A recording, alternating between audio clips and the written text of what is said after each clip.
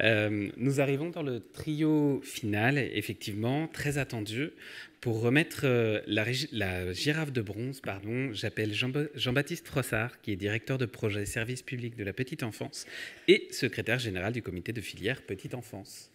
Bienvenue à vous.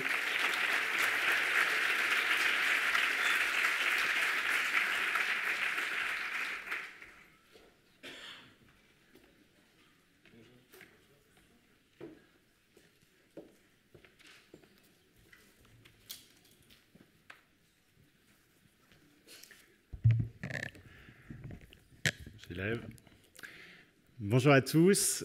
Écoutez, c'est un plaisir de voir autant d'énergie et d'enthousiasme qui sont réunis au ministère des Solidarités, au ministère de la Santé, quelques mois, moins de 3 maintenant, avant le lancement du service public de la petite enfance qui entrera en vigueur au 1er janvier 2025. Et merci. On va essayer que ça se passe bien. Et je profite de cette occasion en tant que directeur de ce projet pour en dire quelques mots. Quelques mots du sens du service public de la petite enfance. Le service public de la petite enfance, c'est l'aboutissement d'un long chemin culturel, intellectuel, c'est-à-dire l'aboutissement du chemin que vous avez fait dans la petite enfance, l'aboutissement de décennies de recherche, de travaux sur le jeune enfant, l'aboutissement des 1000 jours, l'aboutissement de la loi sur la violence éducative. C'est-à-dire qu'on reconnaît les besoins, les droits des jeunes enfants, on reconnaît l'importance de ce qui se passe dans ces 3 premières années et on considère à partir de là que toutes les institutions publiques, toutes les communes, toutes les intercommunalités ont la responsabilité de diffuser la compréhension de ces besoins, de ces droits des jeunes enfants dans tous les lieux d'accueil et auprès de toute la population. On reconnaît aussi que ce qui se passe dans ces 3 premières années de la vie a une incidence absolument déterminante sur le parcours futur des individus, sur la santé mentale, sur la santé globale, sur les risques cardiovasculaires, sur les risques de cancer, sur les résultats scolaires, sur les inégalités sociales. Et donc, on reconnaît que si on veut construire un monde un peu plus solidaire, un monde un peu plus humain, puisque l'incidence sur la capacité à avoir des comportements de coopération, des comportements d'empathie, ça vient aussi de là, de la sécurité affective qui se construit dans l'enfance. Si on veut ce monde plus solidaire pour lequel on se bat tout ce temps que nous sommes, y compris ici au ministère, bah, c'est par là que ça passe. Et c'est par ce que vous faites, c'est-à-dire le prendre soin dans les premières années de la vie et la capacité, je dirais, à aimer un peu mieux. Et enfin, avec le service public de la petite enfance, on reconnaît que pour arriver à faire ça, pour défendre les besoins et les droits des jeunes enfants, pour assurer leur base de sécurité affective, pour renforcer leur sécurité d'attachement, on a besoin de professionnels qui soient bien traités et sécurisés. Parce que ce sont des professionnels bien traités et sécurisés qui, à leur tour, peuvent sécuriser les enfants et peuvent sécuriser leurs parents et les sécuriser dans leur capacité à être parents. Et donc, ce service public qu'on met en œuvre au 1er janvier 2025, c'est toutes les communes, toutes les intercommunalités, quand elles en ont la compétence, qui devront diffuser ces principes à travers l'accueil du jeune enfant et à travers les politiques d'accompagnement à la parentalité. Et on a beaucoup de travail à conduire et à construire sur cette question de la parentalité. Alors évidemment, il n'y a pas ce service public s'il n'y a pas les professionnels que vous êtes, non seulement parce que vous êtes les acteurs du secteur, mais aussi parce que par rapport à tout ce qu'on évoque sur les besoins et les droits des enfants, vous êtes d'une certaine façon les missionnaires. C'est à partir des lieux d'accueil de la petite enfance, c'est à partir des professionnels que pourra se déployer l'accompagnement des parents, le soutien à la parentalité et que pourra se mener la lutte quotidienne continue contre les violences éducatives partout dans la population. Alors, c'est pour ça que c'est un immense plaisir aujourd'hui de pouvoir participer à la reconnaissance de votre travail et à la reconnaissance de ce que vous conduisez.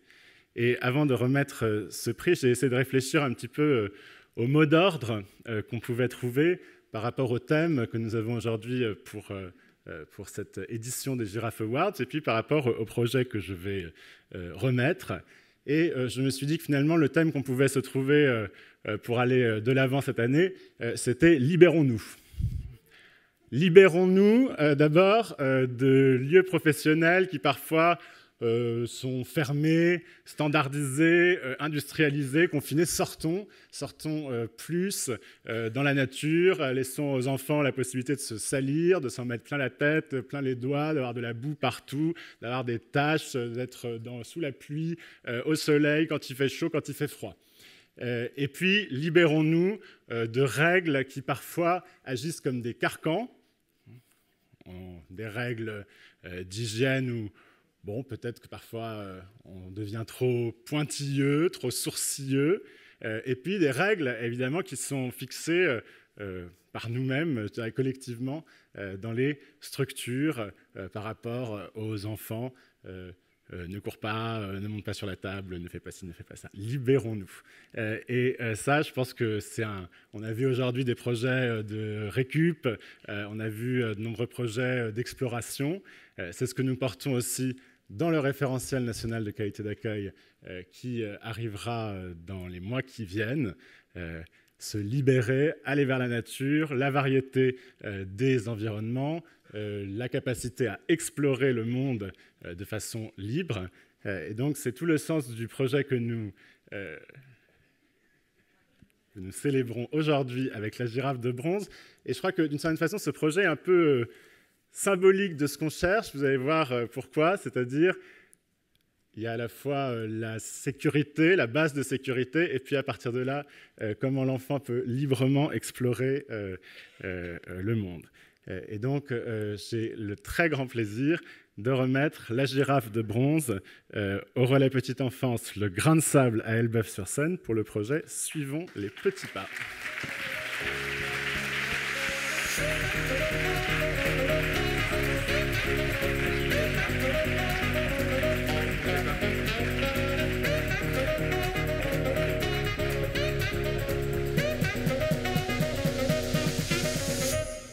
Alors, comme on s'en doute, c'est un voyage de découverte en lien avec l'extérieur et avec la nature.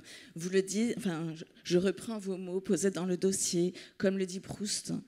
Le véritable voyage de découverte ne consiste pas à chercher de nouveaux voyages, mais à avoir de nouveaux yeux. Et vous en offrez des regards multiples et neufs. Vous avez proposé des séances de gadou, de dénivelé, de patouille, de glissade, de jeux d'eau. Les photos de vos espaces laissent songeurs et font rêver. On a juste été conquis par vos propositions en extérieur. Bravo.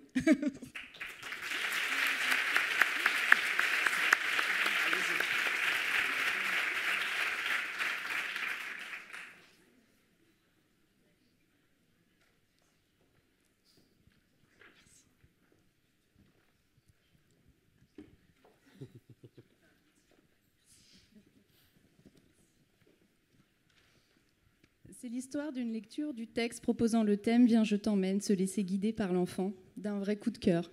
Merci pour ce texte. Tout est réuni dans ce texte. Voyage, confiance, disponibilité, mouvement, plaisir. Un cocktail de l'essentiel dans notre travail. Notre quotidien, nous, avec les assistantes maternelles, parents et enfants, c'est un voyage, une aventure, à chaque nouvelle rencontre. Ce texte est plein d'espoir, de tendresse, de lenteur, tout ce dont nous avons tant besoin. C'est l'histoire d'un relais petite enfance du CCS de la ville d'Elbeuf et des assistantes maternelles, Nadia, Carole, Véronique, Sophie, Naïma, Alban et Jeanne, qui se sont lancées dans cette aventure. C'est l'histoire d'une rencontre avec Daniela Hoth, de l'association Va-Nu-Pieds, qui propose des ateliers nature. C'est l'histoire de personnes qui ont cru à nos idées, la coordinatrice petite enfance, Madame Giner, du service de communication qui nous a permis de réaliser 2 films de ce projet et de la participation de 19 enfants et parents. C'est l'histoire d'une aventure pendant laquelle l'enfant accompagne l'adulte en lui montrant son chemin de découverte dans cet espace de nature à la hauteur de la sensibilité du déplacement et de la relation du tout petit. Prendre le temps, c'est se laisser guider, nous adultes, sur les petits pas.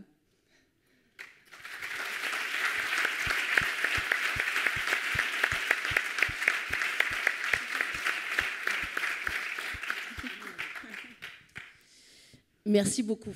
C'est vraiment un plaisir de partager avec Daphné ce prix-là parce que on l'a porté avec notre cœur d'abord, ce projet-là. Comme l'a dit, c'est une super rencontre entre des assistantes maternelles qui apprennent le lâcher-prise, qui apprennent à donner de l'espace aux enfants. Et chez nous, on dit que le bonheur est proportionnel à la gadoue sur les vêtements des enfants. Donc n'hésitez pas à les laisser se salir. Ils naissent sauvages et ils ont besoin de nous pour garder ce lien-là. Donc faites tout pour qu'ils gardent ce lien-là.